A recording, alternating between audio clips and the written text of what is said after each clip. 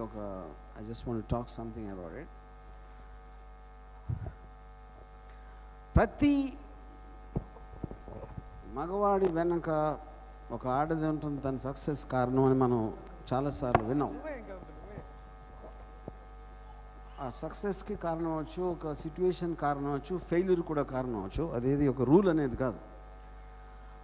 అలాగే ప్రతి సినిమాకి వెనకాల ఫస్ట్ ఇన్స్పిరేషన్ ఇవ్వడానికి ఒక వ్యక్తి ఉంటారు ఎప్పుడైనా. అంటే అది స్టోరీ కాదు, స్టోరీ ఐడియా కూడా కాదు, స్క్రీన్ ప్లే కూడా కాదు.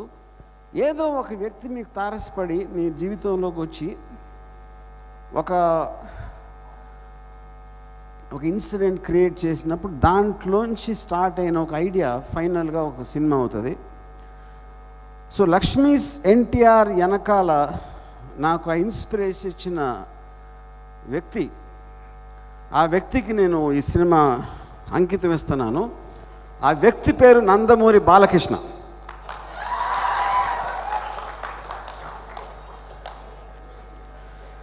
సో దాని వెనకాల చాలా పెద్ద కథ ఉంది. అది ఇక్కడ చెప్పడానికి అంత టైం లేదు కాబట్టి I just want to say that ఇక్కడ ఇందులో కొంతమందికి తెలిసి ఉండొచ్చు, తెలియ ఉండకపోవచ్చు, వేరే వేరే విధాలుగా మీరు ఆలోచించవచ్చు. But the bottom line is I give complete credit for this film in my own way to Nandamuri Balakrishna. So Lakshmi's NTR is a very special film. నాకు అసలు యాక్చువల్గా ఈ సినిమా మీద అంటే ఈ సబ్జెక్ట్ మ్యాటర్ మీద అంత అవగాహన లేదు first time. And I was ఈ ఇన్సిడెంట్ జరిగినప్పుడు నేను రంగీలా తీస్తా బాంబేలో ఉన్నాను ఆ టైంలో.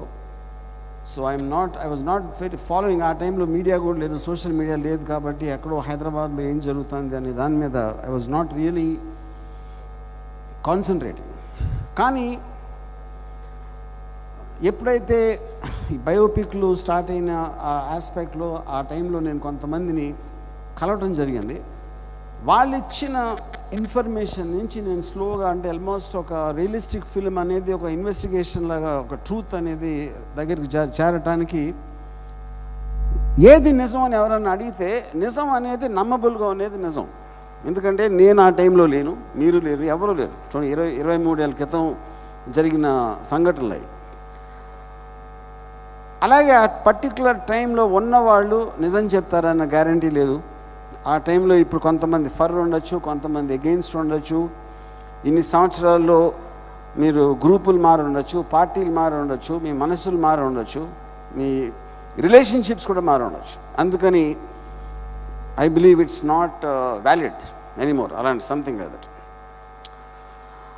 But finally, ఒక రియలిస్టిక్ స్టోరీ, ఒక బయోపిక్ తీయటానికి ముఖ్యంగా కావాల్సింది ఒక ఆనెస్టీ.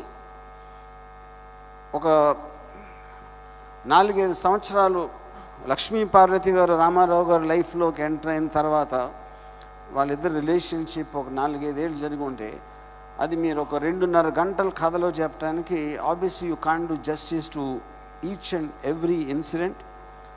లేకపోతే ప్రతి ఘట్టానికి ప్రతి క్యారెక్టర్ ఆ టైంలో అందరికీ జస్టిస్ చేయడం అనేది సినిమాటిక్గా సాధ్యపడదు. కాకపోతే you can catch the spirit and the soul of the core of the relationship which we try to do our best. అది స్టోరీలో అవ్వచ్చు, పర్ఫార్మెన్సెస్లో అవ్వచ్చు, కళ్యాణ్స్ మ్యూజిక్ అవ్వచ్చు, Sirasi dialogues, and the person who directed along with me, Agastya Manju, and all of us and the whole team have worked really hard. ఒక particular time పీరియడ్లో జరిగింది. మనం చూసిన ఇప్పుడు మనం ఆ టైంలో ఉండి ఆ ఘట్టాలన్నీ బిహైండ్ ద సీన్స్ చూస్తే ఎలా ఉంటుందని చేయడానికి ట్రై చేసాం. And I think it's a very very special film for me in my career.